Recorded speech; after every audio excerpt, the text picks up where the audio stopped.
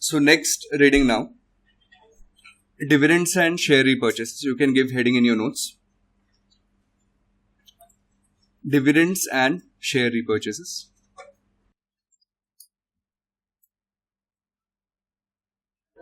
Now, one of the important decisions that you take in corporate finance is to decide what is the amount of profit that should be shared with your shareholders in cash every year. And of course, that decision we call as dividends. So at CFA Level 1, we have just the basics, the terminology which is surrounding dividend and the basic intuition of what dividend does to the price of the share. So the first thing that I want you to understand is how is a dividend treated on a balance sheet. Okay, so let us say this is the balance sheet of our. I'm going to write assets on the right side, liabilities on the left, because that's the convention in India. But there is no such rule. It can also be written the other way around. Let us say plant is 1000 on the balance sheet right now. Then we have some buildings, 2000. And let us say we have cash of another 2000. Company has bank loan of 1000. Is a total 5000. And therefore we have equity of 4000. Now first thing that we would calculate, let's say number of shares. Number of shares, let us say is 100. The first thing we will calculate here is book value per share. Now the interpretation of book value per share, if an organization decides to sell off all the assets, with those assets it decides to pay off all the liabilities, then what is the amount that would be given in the hands of each of the shareholder? That we call as book value per share. Now hypothetically, if we sell off all the assets at the balance sheet values, then how much cash will we receive? 5000. Using this cash, we'll pay off all the outsiders liability, which in this case is bank loan. So that would be 1000. So this amount of 4000 which is left for the equity shareholder, we call this as the net worth of the organization. Okay, and we could have easily taken up this net worth directly from the balance sheet of 4000. Now this we have to equally distribute with those 100 shareholders. So divided by 100, how much each shareholder will receive? 40. This 40 is called as book value per share, and interpretation of this number is that in the worst case, if company goes bankrupt, then also it would be able to pay 40 rupees per share to each of the shareholder, assuming that it is able to sell the assets at the balance sheet values. Are we fine with this? Now, can I say that market value of this stock will also be 40? No, it can be higher or lesser. That depends on what is the perceived value by the equity markets of these assets and these liabilities, isn't it? So there are different valuation methods that we would learn at level 1 in equity valuation. There is discounted cash flow method, where you value an equity using present value of future cash flow, or asset based valuation, or relative valuation. So let us say market feels, so market price, that price of each of the stock is, let us say 100 rupees per share or $100 per share. So once we know market price, we can calculate the total market valuation of this company. This would also be called as market cap, which is 100 into number of shares 100, which would be how much? 10,000. So the perceived value by the market is 10,000 of this company. Now let us say company decided to pay a dividend. Let's say a dividend of 10 per share. Now first we will see what would be the impact on balance sheet. If there is a dividend 10 per share, that means what is the total amount of dividend? Total amount of dividend is 1000. So when you pay 1000, your cash goes out. So your cash will reduce by 1000. But the second effect, this equity out of reserves, you always pay dividend out of accumulated profits. So you will reduce 1000 from this side, and that's how your balance sheet will tally. But the moment you reduce 1000 from here, automatically your book value will also reduce by 1000. So originally your book value per share, which was 40, now your book value per share will become 30. And that makes sense because company gave out cash without really adding to anything on the balance sheet asset side. Immediate reaction would be that what market would feel is that this 10,000 is the valuation of entire business of the organization inclusive of assets. The fact that company has given out 1,000 as cash, the market valuation in theory should also reduce by 1,000. So market valuation should become 9,000, and therefore market price after having paid dividend should become 90 per share. So which means once the dividend is paid, value of the stock in theory should reduce by the amount of dividend, because in a way company is paying out some part of the assets to you in cash. Are you okay with this concept? So write down this quickly.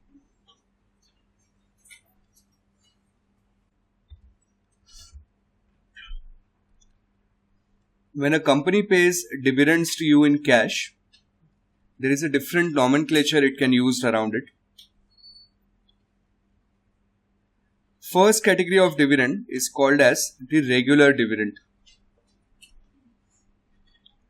Or there can also be a special dividend, which at times in India we also refer to as bonus dividends.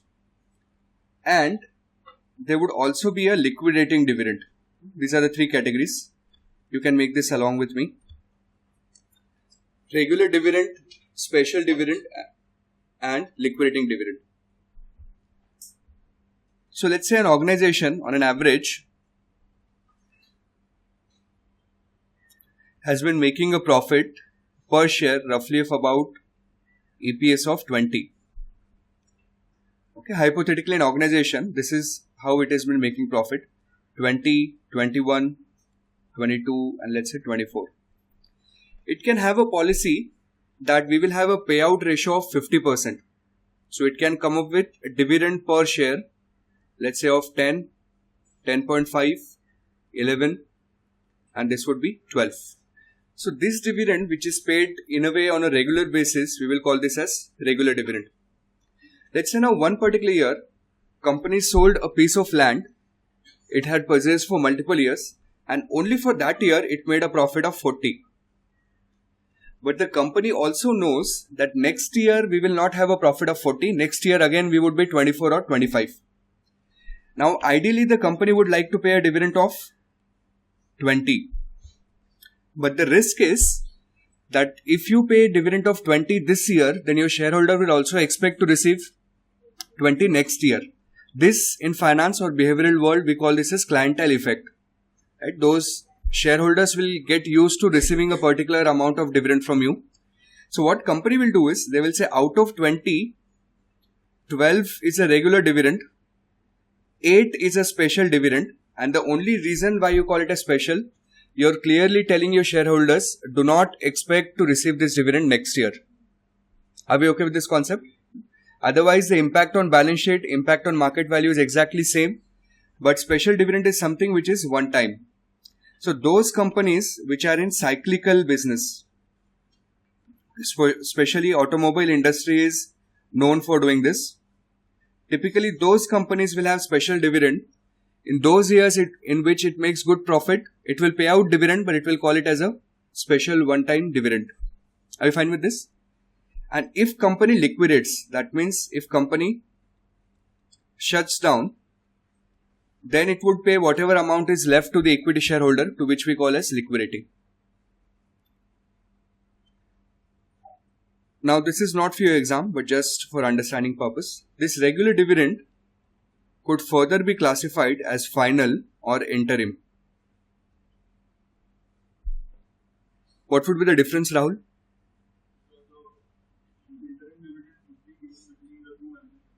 Correct. So interim dividend, typically board has the ability to decide how much to pay within certain specified limits, and final dividend is generally declared or approved by the shareholders in the annual general meeting. Okay, but both of these are type of regular dividends.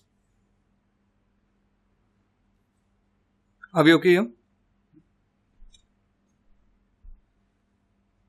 Now let's see a few practical examples around it.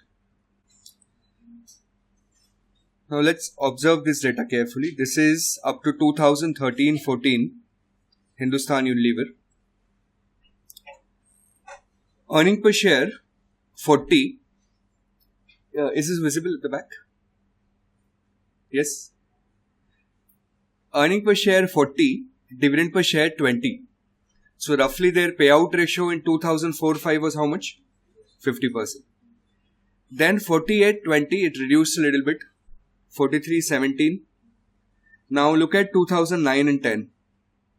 Earning per share 111, dividend per share 110. What is the payout ratio?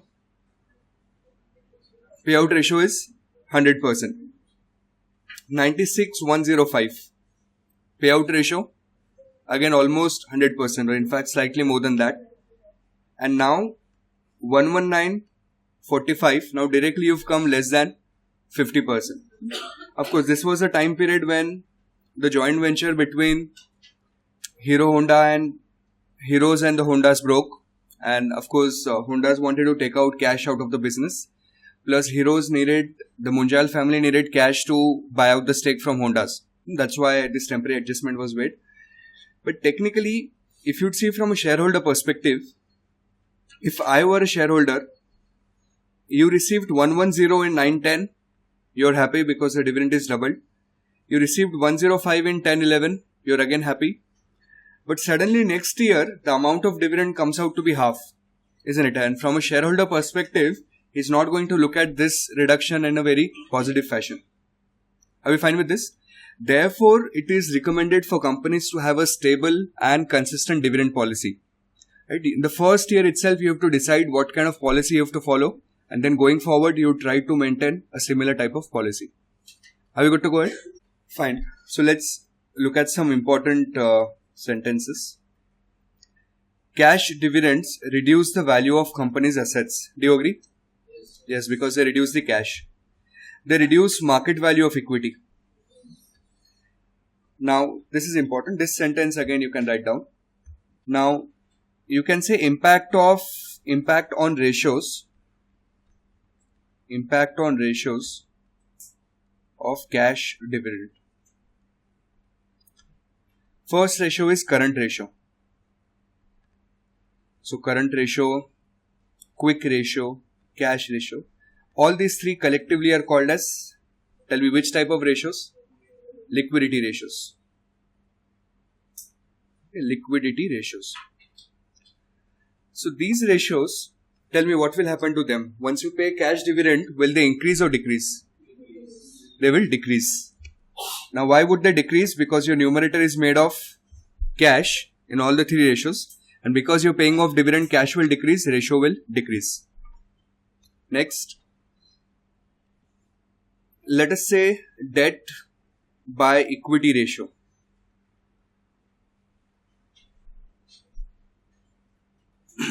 Debt by equity ratio. Will it have any impact? It will increase. Why? Because your equity will decrease. So, debt by equity ratio will increase. Let us say debt divided by total assets.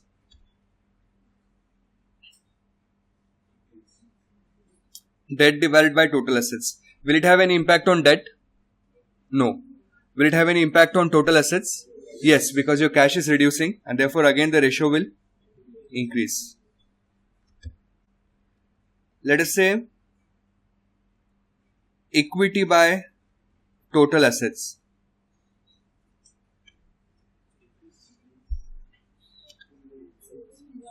Equity by total assets. Increase or decrease? No change? No change? Now, please understand this carefully. Can I say the same amount will reduce from both numerator and denominator? Correct? When the same amount is reduced from both numerator and denominator, what happens to the ratio? It remains same? No, it does not. It depends on whether your ratio was originally less than 1 or more than 1. Now, generally, you would expect equity by assets ratio to be less than 1, isn't it? Because some of your assets will also come from debt. Imagine a balance sheet. Right hand side assets, left hand side equity and debt. So, this ratio is less than 1. And in less than 1 ratio, if you reduce the same amount from numerator as well as denominator, then your ratio is going to decrease. Okay, see why? The easiest way in which I think of this, let us say your ratio right now is 50 divided by 100. If you reduce 10 and 10 from both numerator and denominator, proportionately you're reducing 20% from the numerator and you're reducing 10% from the denominator, and therefore you're reducing numerator more, your ratio is going to decrease. But if the ratio is like this, and then if you reduce the same amount, then of course it will increase. That's the easiest way to think of this. And what if the ratio is inversed? What if it is a financial leverage ratio, which is asset divided by equity? Then what will happen?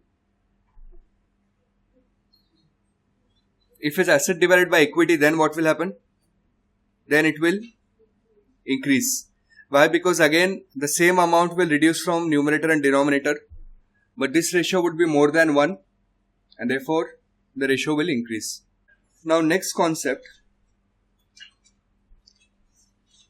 is stock split.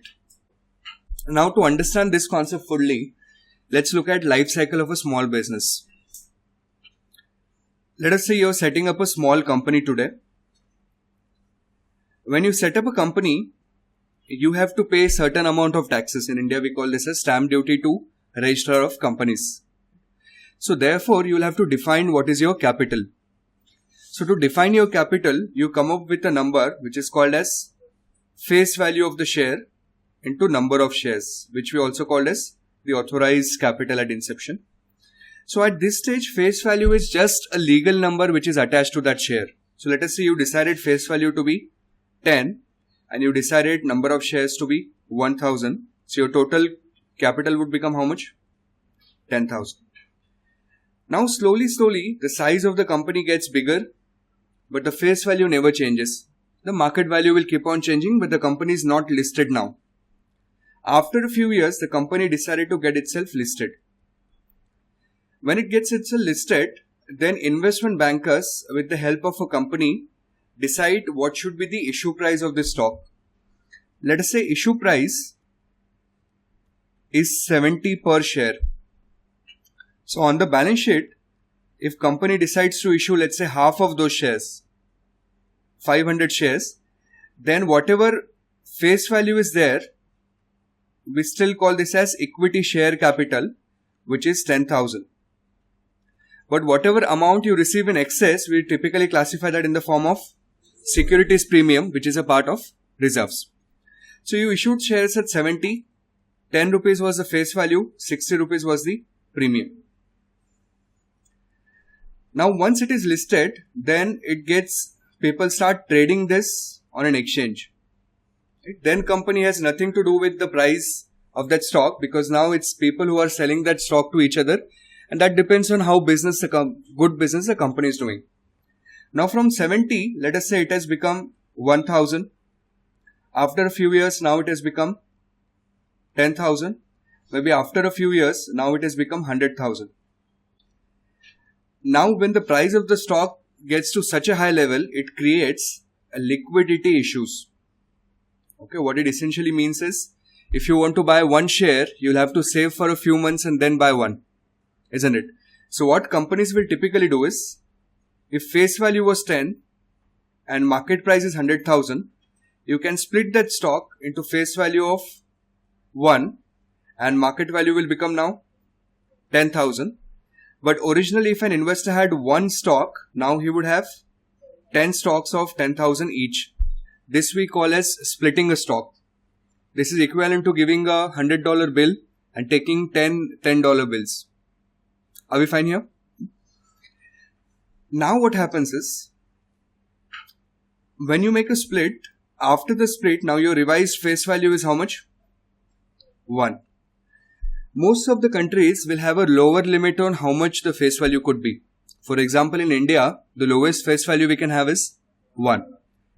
Now your current face value is 1. Your current market price is 10,000. What if from 10,000 it again becomes 50,000? Again there are liquidity issues.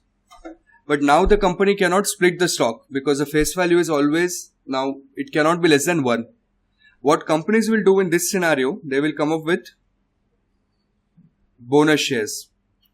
So if a shareholder originally had one stock of 50,000, company will come to him, it will give him 9 more stocks free of cost.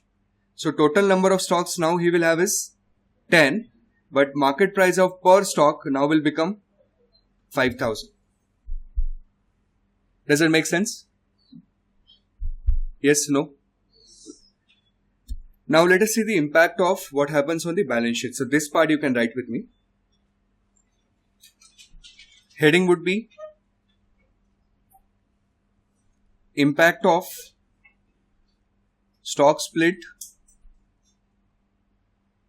and stock dividend. Let's use the same terminology as in the syllabus. Stock dividend on balance sheet and ratios.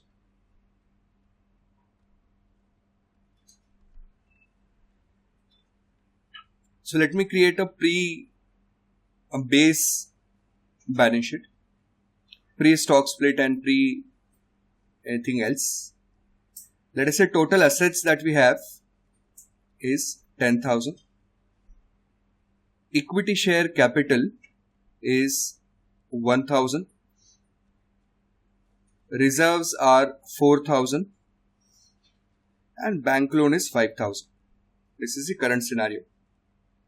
Now this equity share capital is made of number of shares 100 into face value 10. Now what company decided to do is, first it decided to do a 2:1 stock split. That means one stock should be broken down into 2 parts. Now see what happens on the balance sheet.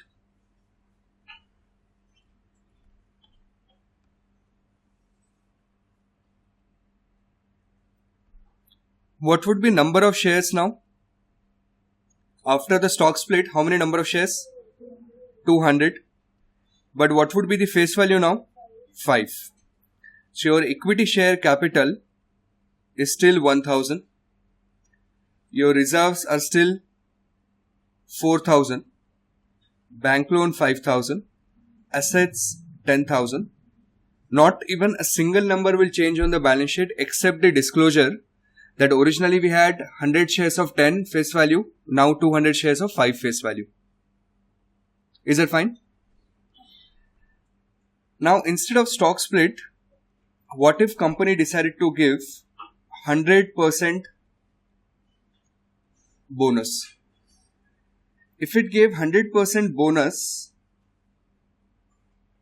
or again we should have used 100% stock dividend, which is typically quoted in percentage. Now see what happens. Assets 10,000, because when you're giving bonus shares, you're not really adding anything to your assets. Bank loan 5,000. But what are the number of shares now? 200. And what would be the face value now? Face value would be 5. What would be face value now? After the bonus, what should be face value? 10 or 5? Base value would still be 10. When you give stock dividend, there is no impact on face value of the stock, which means your equity share capital is now 2,000. So what you do is, because you've added that 1,000 here, to make sure your balance sheet tallies, you will reduce 1,000 from your reserves, and now you would make your reserves as 3,000. So what you essentially did is 1,000 you transferred from reserves to equity share capital. This concept is called as, anyone? Capitalization of reserves. Capitalization of reserves, in which essentially you transferred some amount from your reserves to equity share capital. Now, observe carefully. Your total equity is made of equity share capital plus reserves. So before stock split, it was how much? 5,000. If you do a stock split, what is your total equity? 5,000. Instead, if you give bonus shares, what is your total equity? 5,000. So technically, even though the composition of equity has changed, the total amount of equity is not changing. And therefore, none of the balance sheet ratios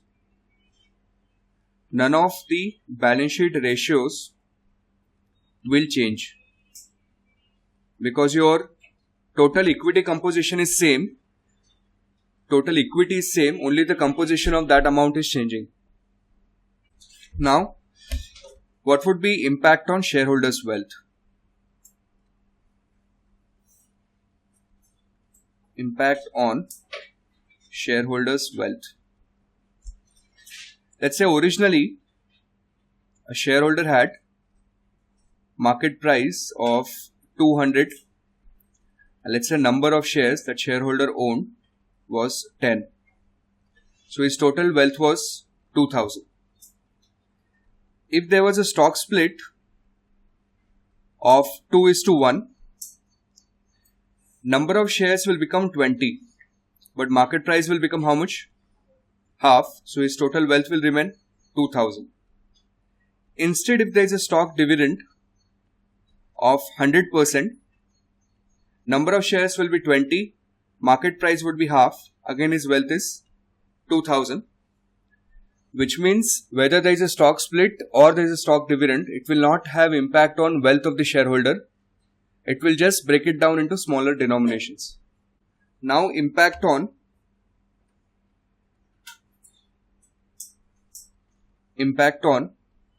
EPS, DPS and price earning ratio. Let us say this is the original scenario. Pre-split. Total profit of the company was 20,000. Total dividend paid was 5,000. And number of shares were 100. Market price per share, let us say, was 200. In fact, it should be more. Let's keep this as 500. Market price is 500. Now we can calculate earning per share. Earning per share, total profit divided by number of shares. How much would that be? 200. Dividend per share, total dividend divided by number of shares. This would become how much? 50.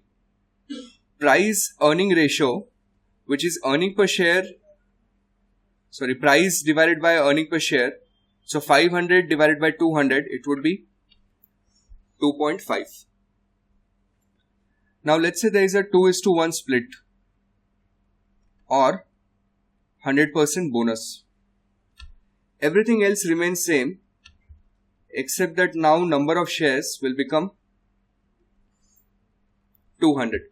So number of shares 200. Now see what happens to EPS. If your profit is same, if your number of shares have doubled, your EPS will become half. Is that correct? What happens to DPS? Your dividend is same, number of shares have doubled. So therefore your DPS will also become half. Now, what will happen to market price per share? We know that if there was 2:1 stock split, market price per share will become 250. Does that make sense? And therefore your price earning ratio now would be 250 divided by 100, your price earning ratio will still remain same. So your EPS will become half, your dividend per share will become half, but your price earning ratio will remain same because your price became half, your EPS became half. So the proportion remained intact.